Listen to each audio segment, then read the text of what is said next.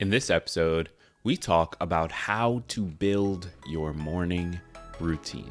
Get excited because this is Tiny Leaps, Big Changes.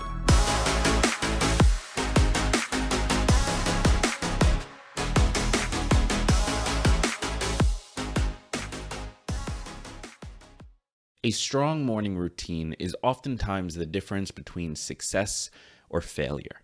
If you have a good morning routine, it can set you up for an amazing day, one that is consistent from day to day, and one that allows you to have the energy and the time for all of the things you need to not only improve yourself, but also practice self-care to keep yourself at a baseline.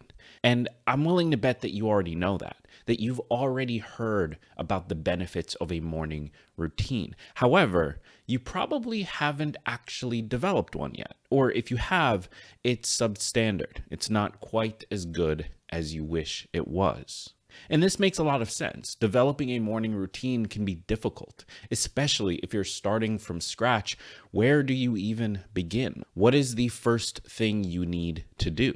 It's tough to figure that out, and that's why in today's episode, I want to dive into it. I want to share with you what I believe is the best starting point and the subsequent steps for developing your perfect morning routine, whatever that looks like for you.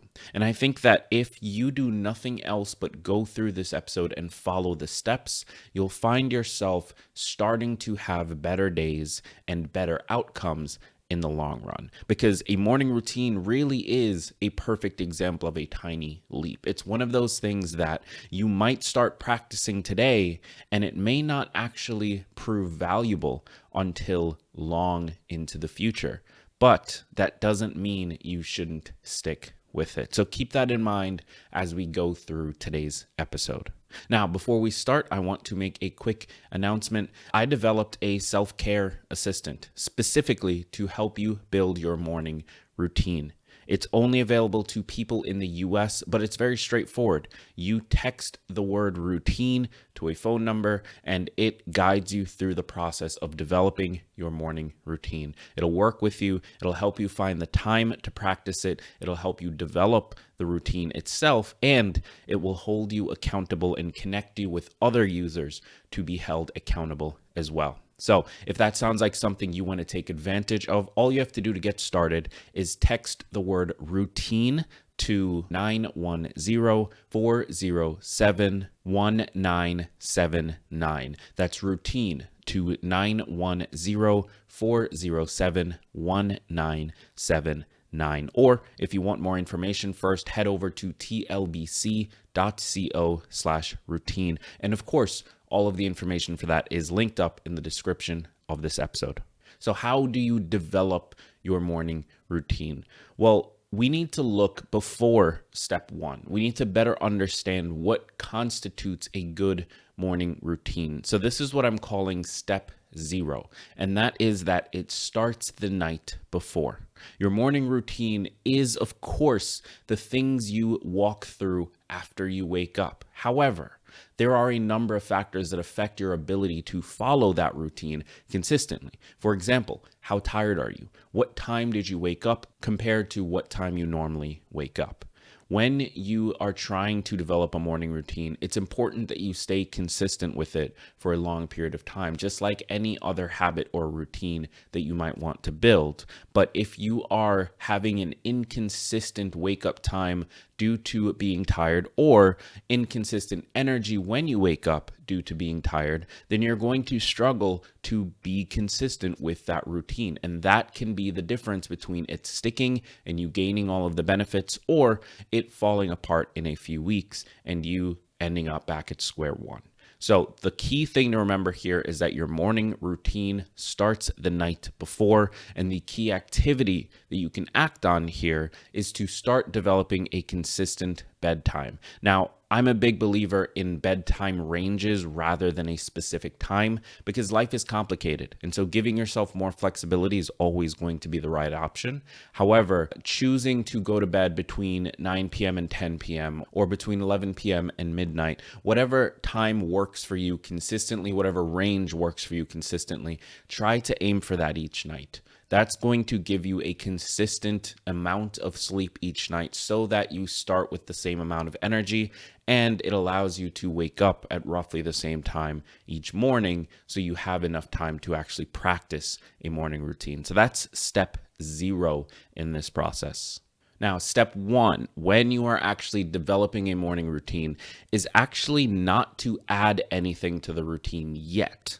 We first want to fix some things because for most of us, our morning routines already exist. They're just not that good. We all sort of maybe wake up around a similar time and go to the bathroom, brush our teeth, do whatever things in whatever order, but it was never thought through. It was never purposeful. And so we end up with a routine that drains us, that leaves us unable to cope with the day ahead. So one of the first things that we can do to build a better morning routine is to simply fix some of the parts of our existing routine that are broken. And for many of us, one key thing here is hitting snooze in the morning. And here's what the Houston Methodist had to say about that. The problem with snoozing your alarm clock is that the fragmented sleep it brings isn't just without benefit. It might actually affect the rest of your day.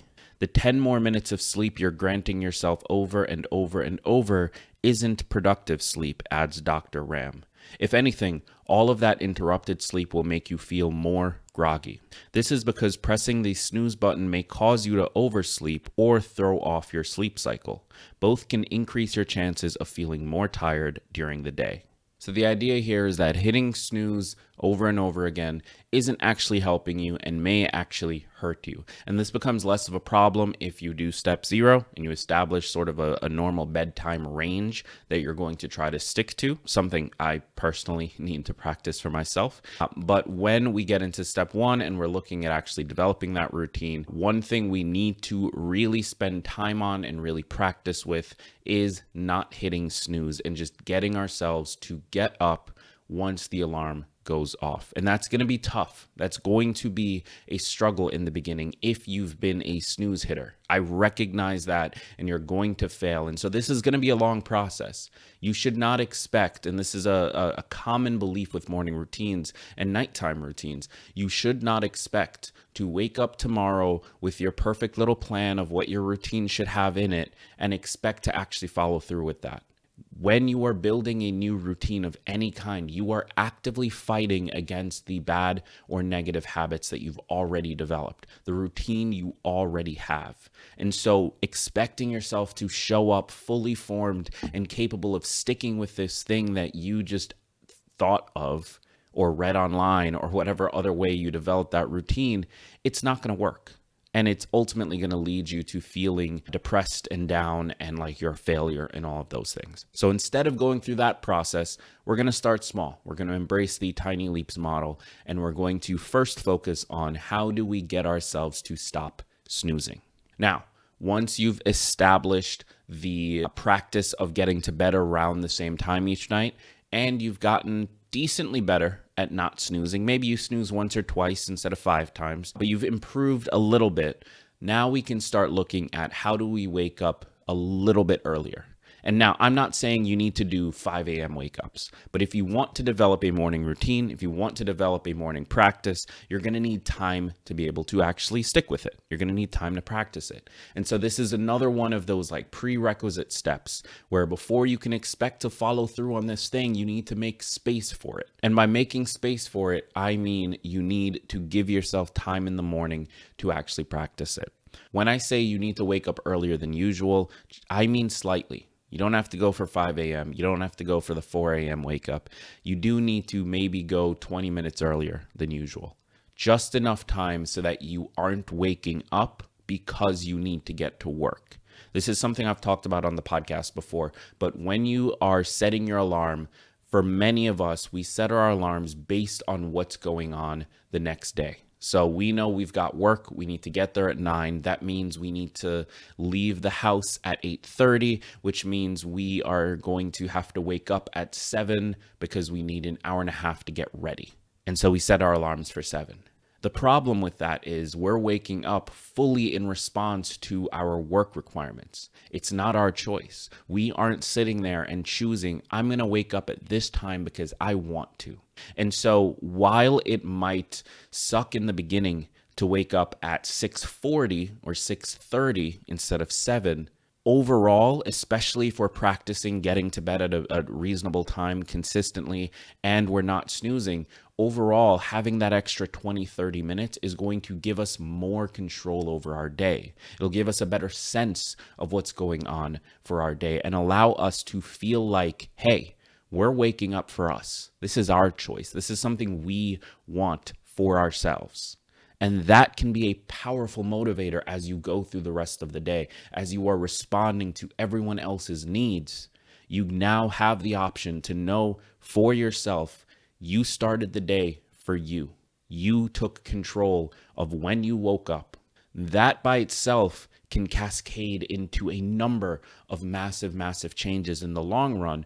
But purely in the context of building that morning routine, it now guarantees that you have 20 minutes, 30 minutes, 40 minutes to go through a routine. And then the last thing we want to look at here is to choose your first activity. So this is something unrelated to the process of getting ready for work. This is unrelated to the process of waking up. This is one thing that you're inserting into your existing processes to add some time for yourself. And I personally like to choose from one of 3. You've got meditation, journaling, and gratitude practice. So choosing one of these 3 to practice in the mornings can be a massive way to get started with that morning routine and insert something that gives you real value going into the rest of your day. So that could be a 5-minute meditation. It could be 5 to 10 minutes of journaling. It could be listing out things you're grateful for or things you're excited for. Whatever you're feeling would add the most value to your day, whether it's time for reflection, as in journaling, time for centering, as with meditation, or time for focusing, as with gratitude.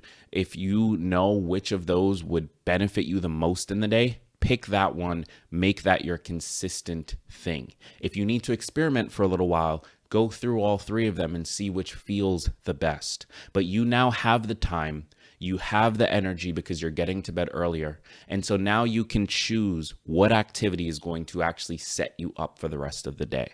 And what you do to actually produce that morning routine is, from this point, once you've chosen the activity, you list out everything that happens between the moment you wake up and when you actually walk out the door.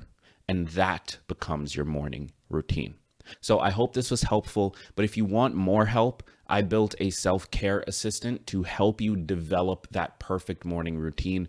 It'll take you through this process step by step and guide you and support you as you build the routine for yourself. It'll help you find the time. It will help you figure out which activities to include, which not to. It will review your list for you and help you make changes. And when you need accountability, when you need somebody to check in with you, it will connect you with another person who can do that for you. So if you want access to that instantly and you're in the US, that's a critical part here. This is unfortunately only available to US-based residents right now, people with US phone numbers. But when you want instant access to that, all you have to do is text the word routine to 910-407-1979. That's routine to 910-407-1979. Or if you want more information first, head over to tlbc.co/routine. Of course, all the links to that in the description of this episode.